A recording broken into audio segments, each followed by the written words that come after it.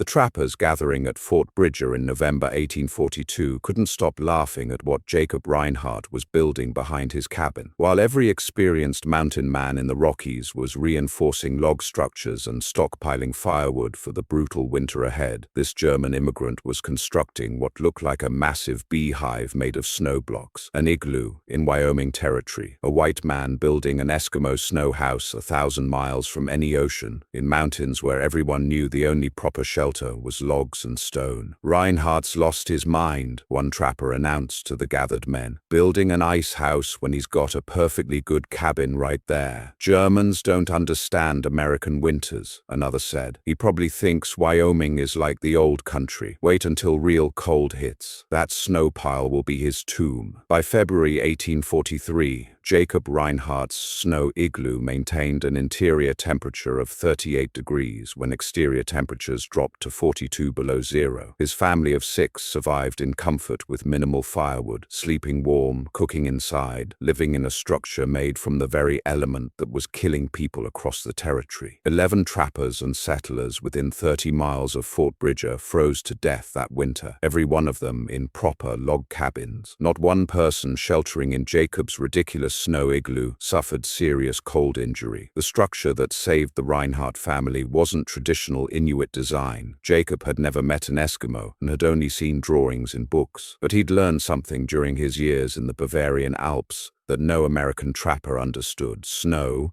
when properly compacted and shaped, was one of nature's best insulators. And in the winter of 1842-43, that knowledge would separate survival from death in the coldest season the Rocky Mountains had seen in living memory. Jacob Reinhardt was 36 years old when he brought his family to Wyoming Territory in the summer of 1842. He'd immigrated from Bavaria in 1837, spent 3 years working in Pennsylvania, then pushed west seeking land and opportunity. His wife Anna was 32. Their 4 children ranged from age 3 to 12. They were a complete family unit attempting to establish a homestead in one of the harshest environments on the American frontier. Jacob had grown up in the Bavarian Alps, in mountain villages where winter snow accumulated to depths of 10 or 15 feet. Alpine farmers had learned over centuries to work with snow rather than simply fighting it. They used snow as insulation for root cellars, piling it against exterior walls to reduce heat loss. They built snow caves for emergency shelter when caught in storms. They understood that snow, despite being frozen water,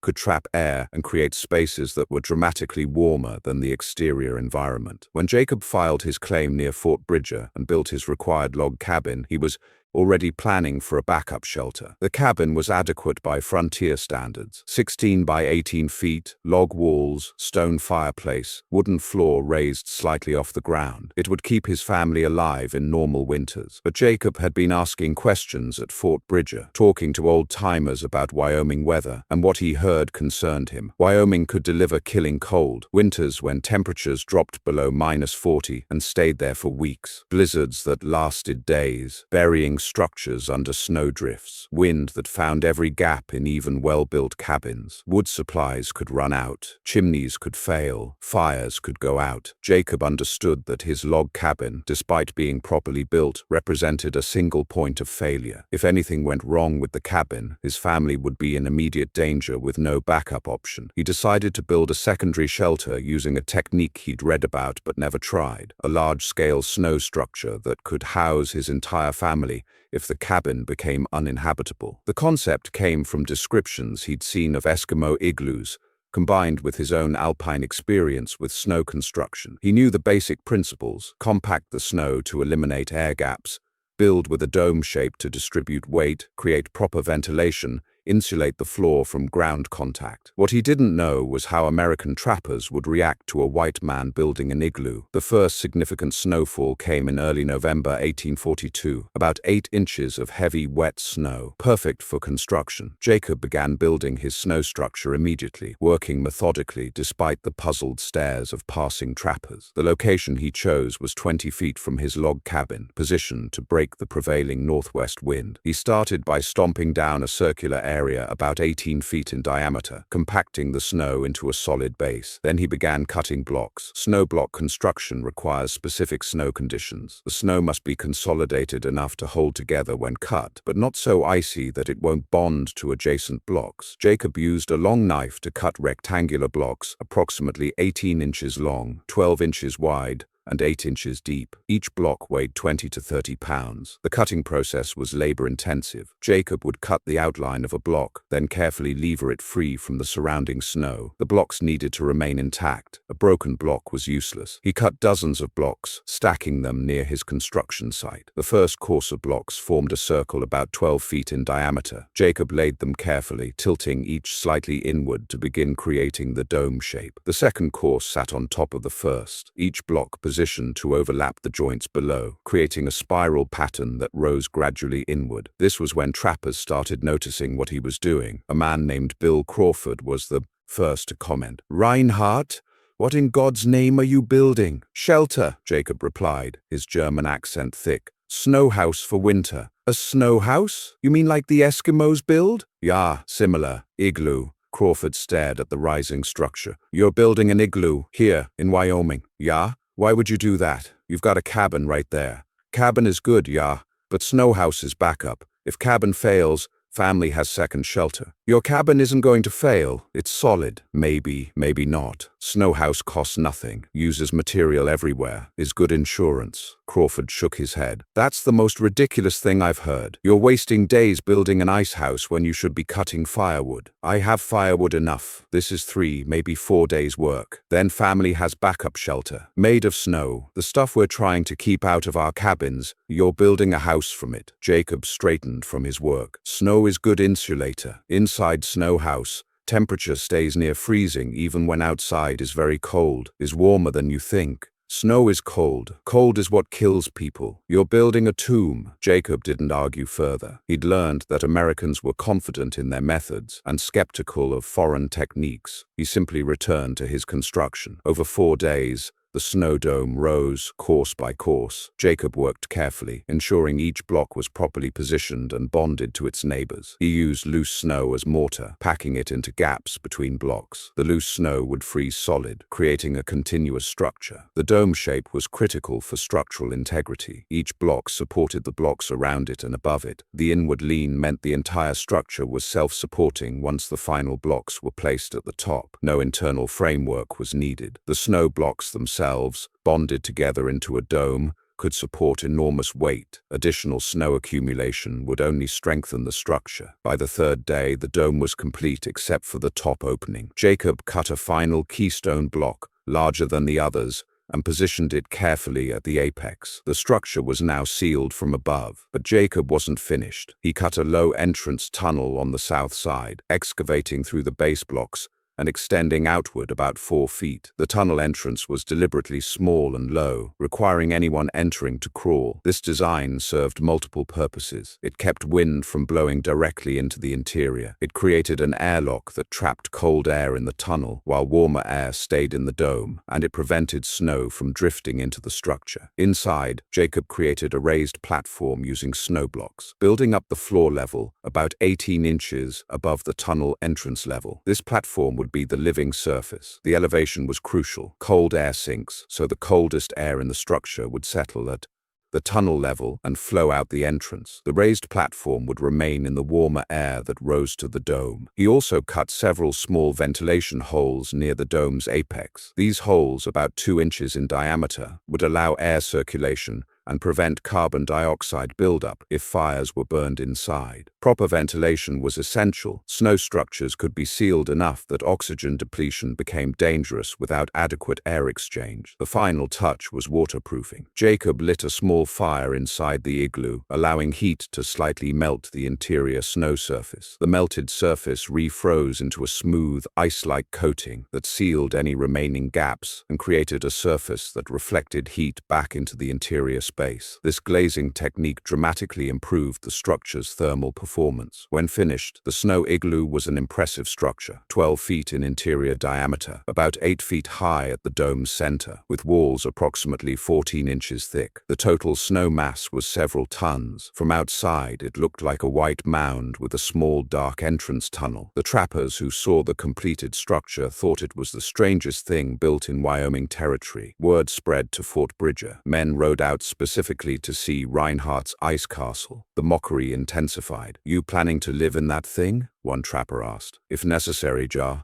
It's made of snow. Snow melts, not when temperature stays below freezing. In Wyoming winter, will not melt. What about your fire? You light a fire inside, the whole thing will collapse. Small fire is fine. Snow is good insulator, does not melt easily from small heat source. I give it 2 weeks before it caves in and buries you." Jacob ignored the predictions. He'd built the structure using sound principles. It would work. He was confident of that, but he also hoped he wouldn't need to use it. The igloo was backup shelter, not primary housing. If the cabin remained functional all winter, the igloo would sit unused, and the trappers could mock him all they wanted. The first serious cold came in mid-December. Temperature dropped to 20 below zero overnight. Jacob's cabin handled it adequately, though he was burning significant firewood to maintain interior temperature around 45 degrees. This was tolerable, but not comfortable. Out of curiosity, Jacob checked the interior temperature of his snow igloo. He'd placed a thermometer inside when the structure was completed, suspending it from the dome ceiling at the height of the raised platform. The interior temperature was 32 degrees, exactly at freezing. Despite exterior temperature of 20 below, the igloo's interior was 52 degrees warmer than outside, and this was without any heat source inside. The temperature was entirely due to the insulating properties of the snow structure itself. Jacob did the calculation. His cabin, with its log walls and fireplace burning steadily, maintained interior temperature about 65 degrees warmer than exterior. The igloo, with no heat source at all, was maintaining a 52-degree differential. The insulating efficiency per unit of heat input was dramatically better in the snow structure. He mentioned this to Bill Crawford when they met at Fort Bridger. Crawford was skeptical. "You're saying your snow house is warmer than your cabin?" "No, cabin is warmer, but igloo maintains good temperature with no fire. Cabin requires constant fire. If calculate efficiency, igloo is better. But 32 degrees isn't warm. That's freezing. Is 52 degrees warmer than outside? Inside igloo you do not feel wind. Air is still. With sleeping furs and small heat source, would be comfortable. I still think it's ridiculous, but I'll admit I'm curious to see if it lasts the winter." It lasted. Through December and into January, as snow accumulated around Fort Bridger, Jacob's igloo sat solid and unchanged. Additional snowfall only added to its insulation. The structure that trappers had predicted would collapse within weeks showed no signs of deterioration. The true test came in late January 1843. A series of blizzards hit Wyoming Territory, each worse than the last. Temperature plummeted. By January 24th, the thermometer at Fort Bridger read 38 below zero. By January 27th, it had dropped to 42 below zero, the coldest temperature anyone at the fort could remember. Jacob's cabin was struggling. He was burning wood constantly, but the interior temperature wouldn't rise above 35 degrees. The children were cold, despite multiple layers of clothing and blankets. Anna was concerned about the youngest, a 3-year-old girl who seemed increasingly lethargic, an early sign of hypothermia. Then disaster struck. On January 28th, part of Jacob's cabin chimney collapsed. Stones that had seemed solid fell during the night, partially blocking the chimney and causing smoke to back up into the cabin. Jacob could no longer maintain a fire without filling the living space with smoke. He could either freeze with no fire or suffocate with smoke. Neither option was survivable. He made the decision immediately. The family would move to the snow igloo. The trappers who learned of this decision thought Jacob was committing suicide. Moving from a log cabin to a snow structure in 40 below weather seemed insane, but Jacob understood what the trappers didn't. The igloo, despite being made of snow,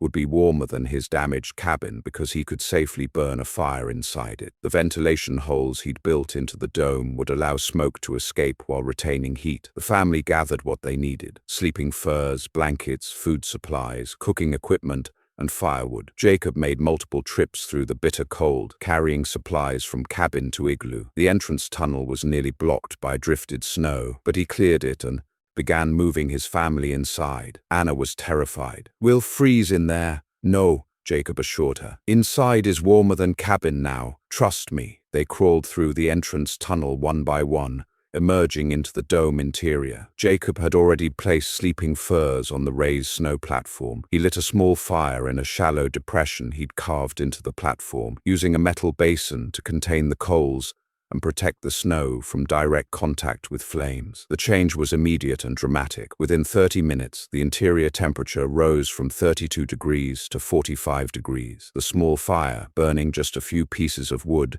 heated the enclosed space efficiently. The smoke rose and escaped through the ventilation holes. The air remained breathable. More importantly, there was no wind. The thick snow walls blocked all air movement. The stillness made the temperature feel warmer than it was. The family, wrapped in furs on the raised platform, began to warm up. The youngest child, who'd been worryingly cold in the cabin, gradually returned to normal. Color came back to her face. She stopped shivering. By evening, she was talking normally and eating. They spent that first night in the igloo, all 6 of them crowded on the snow platform. The interior temperature stayed between 40 and 45 degrees all night. Jacob burned only small amounts of wood, just enough to maintain temperature. The structure retained heat with remarkable efficiency. Outside, the temperature was 42 below zero. Inside the igloo, the family slept warm under their furs, protected by walls of compacted snow. The Reinhardt family stayed in the snow igloo for 3 weeks while Jacob repaired his cabin chimney. The repair work had to be done in extreme cold and could only proceed in short sessions before he had to return inside to warm up. But the igloo provided a safe, relatively comfortable base while he worked. Word spread about what Jacob had done. The family living in a snow house, surviving comfortably in a structure made from the same material that was killing people across the territory. Because people were dying. The winter of 1842-43 was brutal beyond anything the Wyoming settlers had experienced. Cabins that seemed adequate were proving inadequate. Firewood supplies were running out. Chimneys were failing from thermal stress. Men were dying trying to cut more wood in the lethal cold. By early February, the death toll in the Fort Bridger area was mounting. A trapper named John Matthews froze to death when his cabin's fireplace cracked and became unusable. The Henderson family lost 2 children when their firewood ran out, and the father couldn't cut more in the extreme conditions. Bill Crawford's neighbor, a man named Samuel Pierce, died in his sleep when temperatures in his cabin dropped too low. In total, 11 people within 30 miles of Fort Bridger died that winter from cold-related causes. All of them died in log cabins. Not one person sheltering in Jacob's snow igloo suffered serious injury. The contrast was impossible to ignore. Crawford visited the Reinhardt family in mid-February, crawling through the entrance tunnel to see the interior for himself. What he found shocked him. The space was warm, not warm like summer, but comfortable enough that the children were playing without heavy coats. A small fire burned in the metal basin. Cooking was being done inside. The family was living normally in a structure made entirely of snow. "How is this possible?" Crawford asked. "It's 30 below outside. You're barely burning any wood, and everyone's comfortable." "Snow is very good insulator," Jacob explained. "Traps air, blocks wind. Small fire heats space efficiently because no heat escapes through walls. But it's snow. It should be cold." "Snow is cold, Ja, but snow does not conduct heat well. Like thick blanket, keeps heat inside, keeps cold outside." Crawford looked at the dome walls, the smooth, icy interior surface, the raised platform. "Your cabin, with its log walls and fireplace, couldn't keep your family warm. This thing made of frozen water is keeping you warm with a fraction of the fuel. That makes no sense. Log cabin has many gaps, much airflow. Heat escapes constantly, must burn much wood to replace heat loss. Snow house is sealed, no gaps, no airflow. Heat stays inside, is more efficient. Why doesn't everyone build these then?" "Because most people think like you think. See snow, think cold, think death. Do not understand that snow can be shaped into shelter. Is old knowledge in some places new here?" Crawford sat quietly for a moment. "I called your igloo ridiculous. I told everyone you'd freeze. I was wrong. And my wrongness almost killed me. I ran out of firewood last week. I barely made it to Fort Bridger to buy more. If I'd built a backup shelter like you did, I'd have had options." "Is not too late," Jacob said. "Snow is everywhere. Can build snow shelter in 2 days if you know how. Next winter you build one. Insurance shelter. Will you teach me?" "Yeah, of course. We'll teach anyone who wants to learn." By late February, As the worst cold began to break, Jacob was conducting workshops at Fort Bridger. He'd haul snow blocks to the fort and demonstrate construction technique to groups of trappers and settlers. He explained the principles: compact the snow, build in a dome, create proper ventilation, raise the sleeping platform, glaze the interior. Not everyone was convinced. Some trappers still insisted that log cabins were the only proper shelter, but those who'd struggled through January and February, who'd nearly run out of firewood or suffered chimney failures or simply froze in inadequate structures, paid close attention. By the fall of 1843, at least 15 families in the Fort Bridger area had built backup snow shelters following Jacob's design. When winter came again, a milder winter than 1842-43, several families used their igloos for at least part of the season. All reported the same results: surprisingly warm, remarkably efficient, comfortable with minimal fuel consumption. The technique spread through the mountain communities. By 1845, snow backup shelters were common enough that they appeared in advice guides for new settlers. Build a snow house as secondary shelter, one guide recommended. May save your life if primary shelter fails. The scientific explanation for why snow igloos worked so well wasn't fully understood at the time, but modern thermodynamics makes it clear. Snow is an excellent insulator because it's composed of ice crystals with air trapped between them. Still, air is one of nature's best insulators. A snow structure's R value, insulation effectiveness,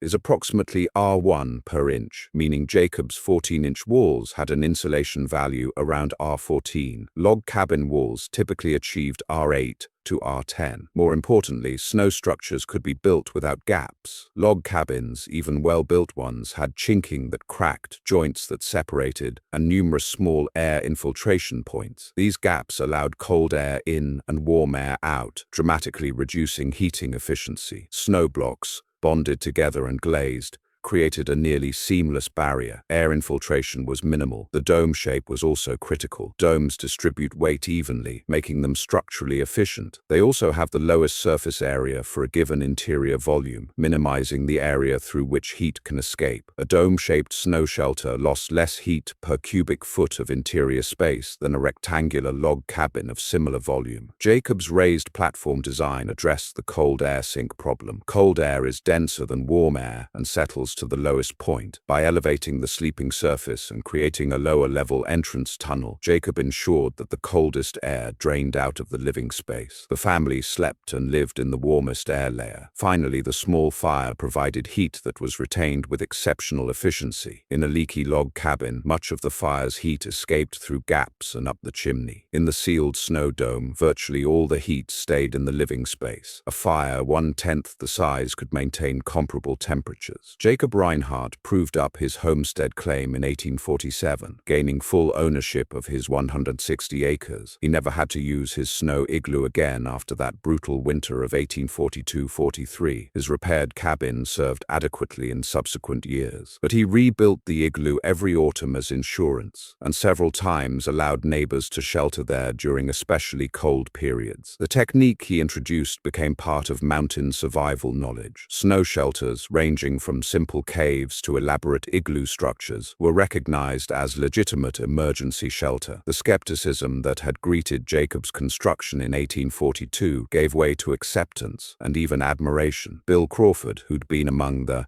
harshest critics, wrote in his 1867 memoir, "I mocked Jacob Reinhardt for building a house of snow, called it the most ridiculous thing I'd seen. Then I nearly died in my solid log cabin, while his family lived comfortable in frozen water shaped into a dome. That winter taught me that sometimes foreign knowledge is superior knowledge, and sometimes the ridiculous is just the unfamiliar." The winter of 1842-43 entered Wyoming Territory law as the hard winter, or long cold. Records showed it as the coldest winter since systematic temperature recording began in the region. The 11 deaths near Fort Bridger represented a mortality rate of nearly 8% of the local population, a catastrophic toll for a single season. The Reinhardt family's survival, comfortable and safe in a structure made from snow, became a teaching story. Guides written for new settlers mentioned it specifically. Do not dismiss snow as merely an enemy. Properly shaped, snow provides better insulation than many solid materials. materials. Learn snow shelter construction as backup skill. Modern analysis confirms that Jacob's design was thermodynamically sound. Contemporary snow shelters built for recreation or emergency use follow similar principles: dome shape, raised platforms, small entrance tunnels, ventilation holes. The Inuit, who refined snow shelter construction over millennia, developed nearly identical solutions to the same problems Jacob solved through alpine experience and reading. The key insight that saved the Reinhardt family was understanding that insulation depends on thermal resistance, not on the inherent warmth of materials. Snow felt cold to the touch, but it resisted heat transfer exceptionally well. Glass felt smooth and civilized, but it conducted heat rapidly. The material that seemed like an enemy, frozen water, was actually an excellent building material when properly engineered. Jacob Reinhardt died in 1881 at age 75. His obituary in the territorial newspaper mentioned his snow igloo prominently. Mr. Reinhardt will be remembered as the German settler who introduced snow shelter construction to Wyoming, saving his family and teaching survival techniques that preserved many lives over subsequent decades. The original igloo melted in spring 1843, as all snow structures eventually do, but Jacob built a permanent monument to the concept, a stone cairn near his cabin, with a plaque explaining what had happened that winter. The cairn still stands, maintained by historical societies, with updated plaques describing the hard winter and the igloo that proved snow could save lives. The photograph taken in 1879, 2 years before Jacob's death, shows him standing next to a demonstration snow igloo he'd built for a visiting photographer. He's elderly but sturdy, posing beside the structure that everyone once called ridiculous. The photograph's caption reads, "Jacob Reinhardt with snow shelter, similar to structure that saved his family in winter of 1842-43. The technique Jacob introduced remained relevant into the 20th century. Mountain climbers, Arctic explorers, and winter survival experts all used variations of snow shelter construction. The U.S. Army trained soldiers in snow shelter building, using principles identical to those Jacob had demonstrated. The ridiculous technique became military doctrine. The final validation came from scientific study. In 1956, researchers at the University of Wyoming conducted thermal efficiency tests on various shelter types in extreme cold. They tested log cabins, canvas tents, and properly constructed snow igloos. The igloos, despite being made from frozen water, maintained interior temperatures with half the heat input required by log structures. The study confirmed what Jacob had known in 1842. Snow, properly used, was one of the best insulating materials available in winter environments. Everyone thought Jacob Reinhardt's snow igloo was ridiculous. A white man building an Eskimo shelter in Wyoming, using snow blocks to create a house while surrounded by good timber. It violated every assumption about proper construction. It seemed backwards, primitive, doomed to fail. Then the coldest winter in memory arrived, and the ridiculous became the life-saving. The igloo that was supposed to be a tomb became the warmest shelter in the territory. The structure made from frozen water protected 6 lives while 11 people froze in proper cabins. The German immigrant everyone mocked proved to understand survival better than mountain men with decades of experience. The lesson was simple but profound. Sometimes the material you're fighting against can become your greatest tool when you understand how to work with it. Snow wasn't just cold and death. It was also insulation, structure, and survival. Jacob Reinhardt understood that. The trappers who mocked him learned it the hard way, and his ridiculous snow igloo saved his family when 11 others froze to death, proving that sometimes the strangest solution is the only solution that works.